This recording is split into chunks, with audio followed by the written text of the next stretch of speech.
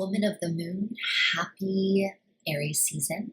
We've arrived here at the new moon in Aries.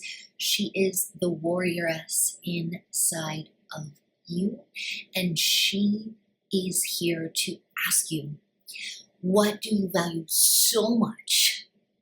What do you love so much that you are willing to go to bat, to provide and protect for, that you are willing even to die for? What is it that is deep inside of you that is your passion, your yearning, your love, your closest soul remnants that you are here to be of service to? Because Aries, of course, is the divine masculine. Aries is that element of the masculine that is the planet Mars, ruled by Mars, who is the protector, who is the hyper individualistic activator. Let's make it happen. Let's not forget that Aries is the first sign in the zodiac. So it's like the little baby of the zodiac. It's, as far as the zodiac wheel goes, it starts with individual ego and then moves into relational and then moves into collective and then moves into universe, right? At the end with Pisces, but now we're back. It's spring equinox has occurred and we are here at the new year, as has been acknowledged by ancient civilizations around the world, Egyptians, Mayans, Incans, Aztecs. This is known as the new year, this spring equinox portal. And of course, that corresponds with Aries, who is the baby who's like, let's do this. Let's bring the fire. Let's make this happen. And that fire energy is the energy at its highest vibration. It is the energy of love. At its lowest vibration, it is the energy of war. So when we say the feminine warrioress, when we say the heart warrioress, what we're really talking about here is not war, but the internal battle of alchemizing separation within us into wholeness, into unity, back into love, so that we are standing for and embodying the energy of the world that we desire to create as women. We are the ones who birth the world. We are the ones who set the energetic template of the future. And in order to do that, we need to know what we value. So what do you value so much that you are willing to go to bat for it? And those places within us that are angry, frustrated, that are projecting judgment on others, those are simply the twisted energy. Let's say those are different vibrations of the energy of fire, the separation vibration.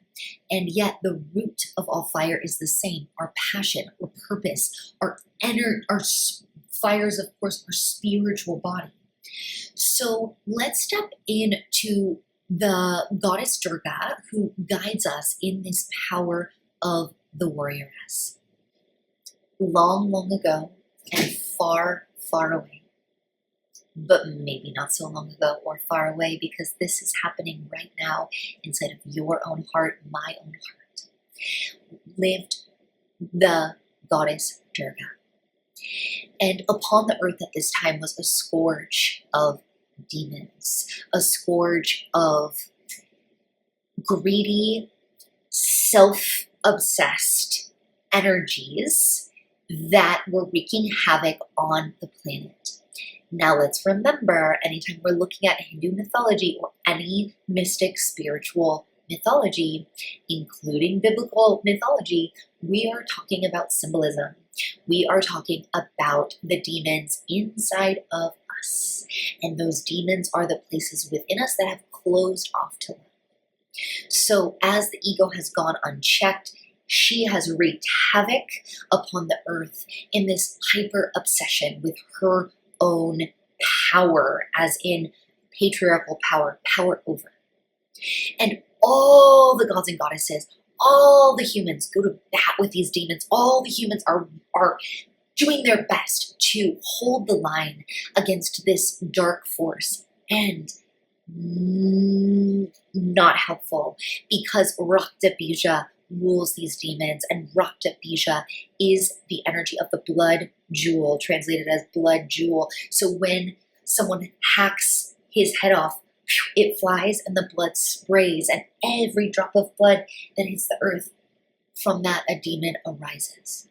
This is, of course, the energy of our own negative thought patterns that when they go unchecked, they run rampant, they multiply, they gain a momentum and an energy of their own.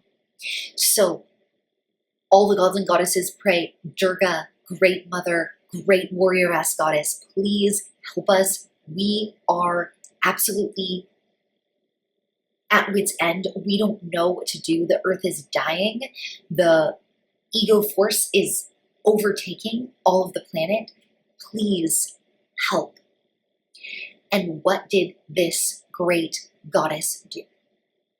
Well, first we need to know her vibe. So Durga has 1,000 arms with 1,000 different weapons. She's got her sword, she's got her axe, she's got her throwing knives.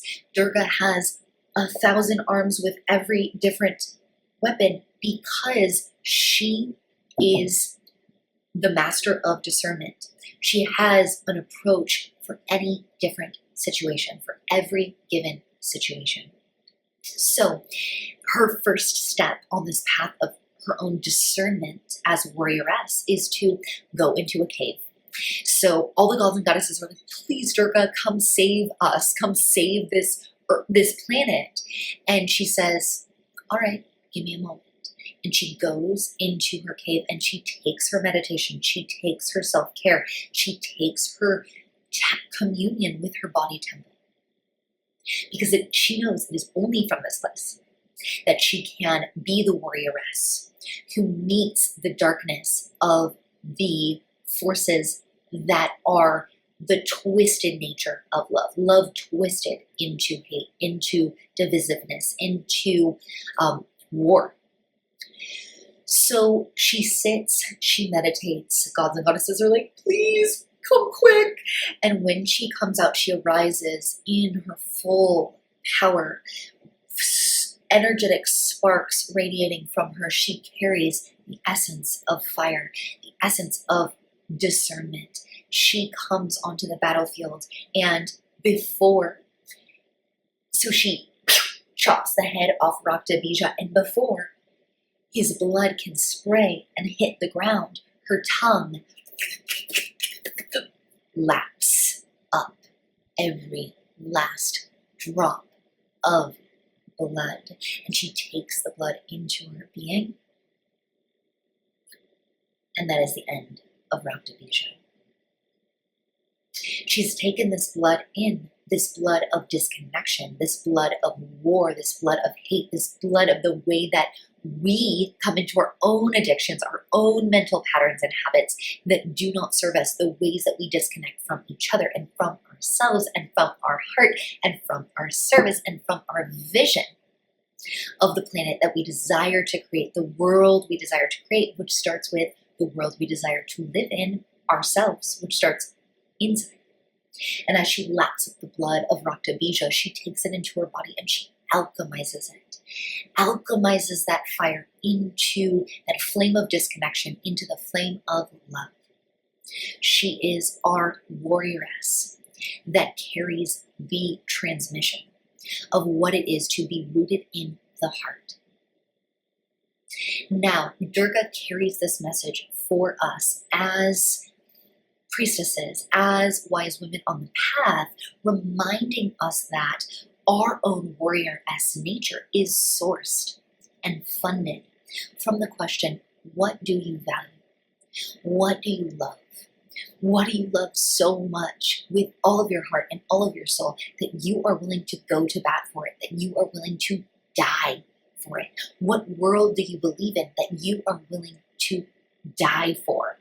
And while, let's say in a masculine template of that question, that could look and has looked in different parts of history like going to war for that.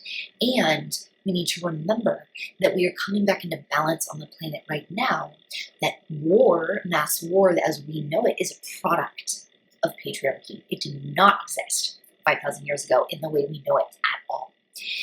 When the women come back into balance, we don't need the same external war. We come into balance within our own womb, and we are birthing a culture of peace. How do we do that? Well, as women, we have necessarily developed a whole shit ton of armor. So when we say warrioress, often we think traditional war energy. What that means for the feminine as we work with this hyper masculine side, right? Like Aries is ruled by Mars. Like it is, there's no way around it. It is a heat. And the energy of Aries, the fire energy of love and devotion and being willing to stand up for what we value, it translates through the feminine in a way that asks you. So this moon asking you, where are you armoring? Where are you closing down, shutting off, numbing out? Where have you closed your heart with armor in a way that shuts down your own capacity to be in connection, communion with yourself? Let me just normalize, it is completely normal that we have armored in a patriarchal society, that we have armored as boss babes, trying our best to like make a living, live our life, tend our children.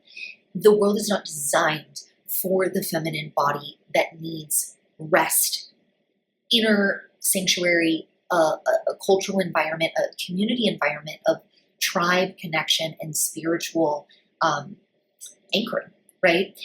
And yet here we are as the warrioresses, standing for an earth in which women are carrying the medicine, the salve, the balm of the feminine to a world that is replete with war, to a world that is overwhelmed by war. We are bringing back the peace by remembering the feminine, and we must do that inside of ourselves first. Because those places where, like the energy of Mars, the warrior, where we have armored, are the places where we are in our hyper-masculine, like where we are the patriarchy. The armoring is the patriarchy that we have internalized. So the importance of the discernment of how to meet the external world to make a difference starts with our own discernment of what is true inside of us. And we cannot feel what is true inside of us. We cannot feel our intuition. We cannot feel our pussy. We cannot feel our womb. We cannot feel ourselves. We cannot feel our emotions if we are armored. Because when we, and where does the armor come from? And let's just acknowledge this is a paradox, right? Like we're talking about the warrioress, the heart warrioress, and we're talking about de-armoring. Why? Because the heart is what gets armored. And as a heart warrioress, we're standing for moving from the heart, for being willing to embody from the heart. And in order to do that, we have to feel our heart. And so reclaiming connection with our heart is the path of the feminine warrioress. So where does this armor come from? It is our original wounding as children. It is our ancestral wounding. It is our cultural wounding. As sensitive beings, we have taken on this pain and this armor. And yet, in order to be devotion, a woman of devotion, we must peel back the layers so that we can be fully identified with that which we desire to create, so we can embody that which we desire to create. The feminine warrioress has a strong spine, as in a sharp sword, right? Her sword of discernment, her sword of truth, her sword of intuition, her sword of connection to the earth that emanates truth through us. So sharp sword, soft heart. Sharp sword, soft heart woman. That is the feminine warrioress. Sharp sword, soft heart. I'll say it one more time, because 3 times is the magic. Sharp sword, soft heart. we cannot be the activists, warriors, embodiers of the families we desire to create, of the workplaces we desire to create, unless we have our discernment online and our heart online. This is the role that women are carrying on the planet right now. This is how we can be the greatest activists. Sharp sword, soft heart. So the path of devotion really asks that we defrost these ways that we have shut down. And the armor is really anything that blocks the circuitry of love within us in all of its yin and yang aspects. So the yin is the receiving, the yang is the giving. What in your life has shut down your own capacity to give and receive love? These are the places where we have armor, the protective mechanisms, protecting our wounding, our young inner child, our innocent inner child.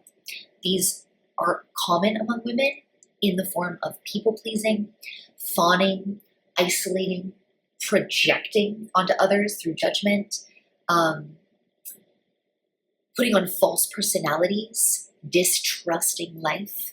They manifest in our body as body tension, numbness, chronic illness. These are the ways that our armoring manifest. Additionally, belief systems. I had a client this week express that she was in like a new social environment. She's like, all the guys want to hang out with me until they realize I'm not interested in dating them. And then all the girls are competitive. And it's like, yeah, this is a story that many of us have experienced as women, right? And there's a grounding in reality in certain situations to these energies. And when we work with alchemizing our relationship to men and clarifying our own boundaries and getting clear on what our womb actually wants, what we desire from men, what we desire from ourselves, then these things start to appear less because our energy is more clear. We're clearly emanating what it is we desire. We're not sending out funky, weird messages of like, oh, but I need your attention. I want your attention. And then, oh, but actually I don't want that type of attention. Or we're not sending out our own messages of competition with other women that lead to, them projecting back onto us and vice versa. We cut the circuitry. We cut the competitiveness against women, which is a huge part of Aries. Men's physiology thrives in competition.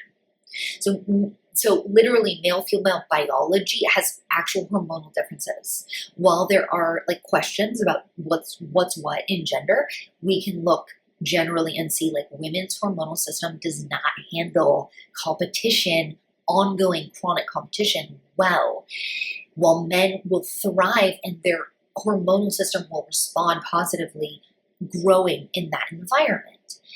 Now, we live in a world that is based around competition, right? Like so many of us have been trained to get the highest IQ, to go to the good school, to present in a certain way.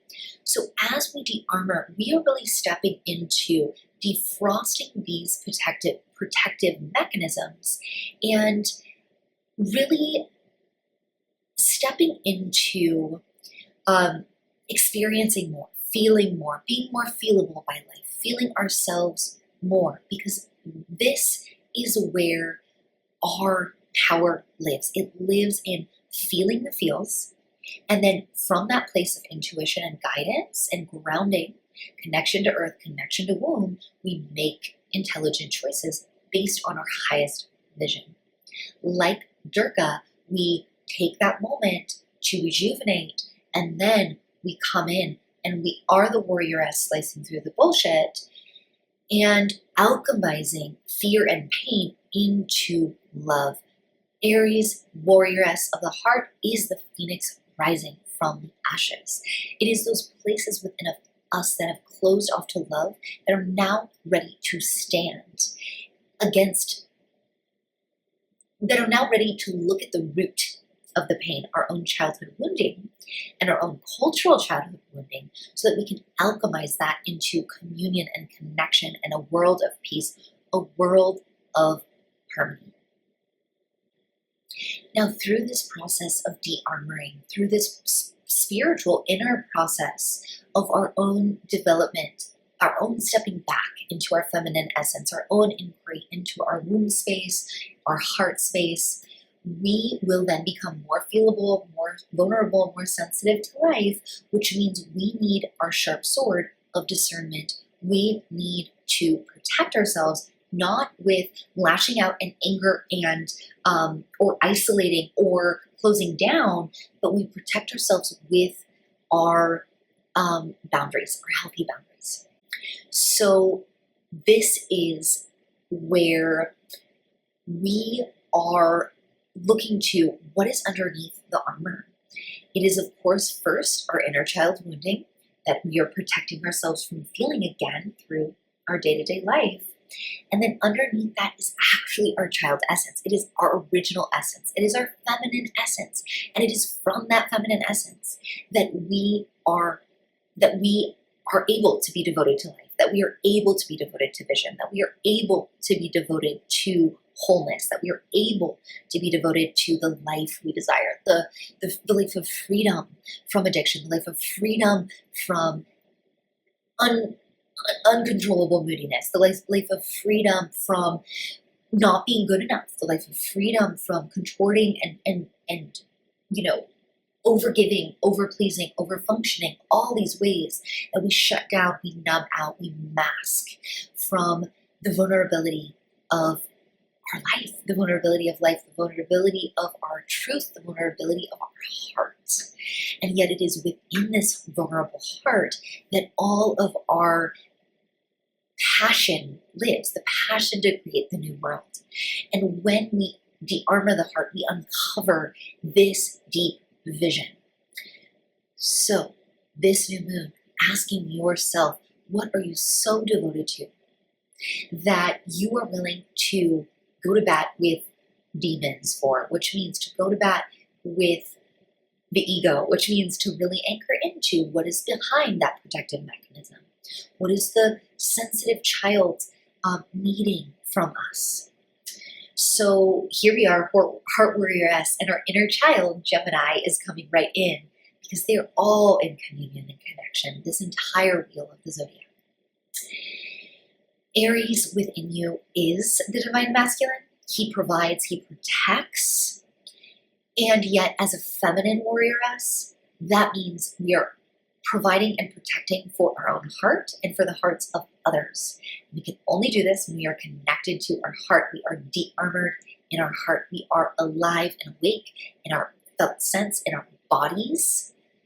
We are out of, not just up in the mind, but we are in our bodies, in the felt sense, in the sensation that is guiding us along our path. What is the next step to manifest this world that you desire, priestess? What is the next step to manifest this world that you are creating by who you are through your open heart? A world that honors the hearts of all beings. Honoring you, Heart Warrioress, honoring Durga inside of you with your discernment, your 1,000 weapons for any given situation that all require you step back into the cave. Of course, caves always symbolizing the womb, right? That you step back into your womb space, into your womb cave, into your self-care, into your breath, into that taking that moment of spaciousness, into crafting slowly and steadily a lifestyle where you can actually be in your feminine, where you're safe to be in your feminine. This is all the terrain of the Heart Warrioress. Honoring you this new moon, this lunation, this whole month of Aries. Blessings.